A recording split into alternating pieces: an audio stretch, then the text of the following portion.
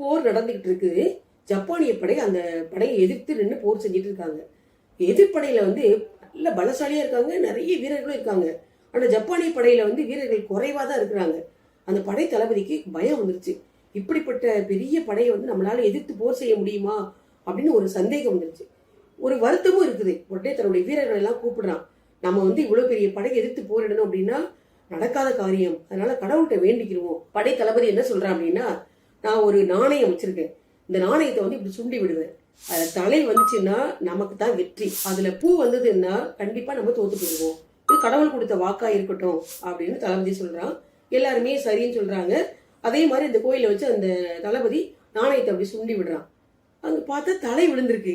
வீரர்களுக்குலாம் ஒரே மகிழ்ச்சி, நம்ம கண்டிப்பா வெற்றி அடைஞ்சிருவோம் அப்படின்னு சொல்லிட்டு நல்லா ஆவேசமா அந்த படையை தாக்குறாங்க. தாக்கி முடிக்கும் போது கடைசியில அவங்களுக்கு வெற்றியே கிடைச்சிருது. அந்த நாடு இவங்களுக்கு சொந்தமாயிருது. தளபதிக்கு வாழ்த்து சொல்றாங்க.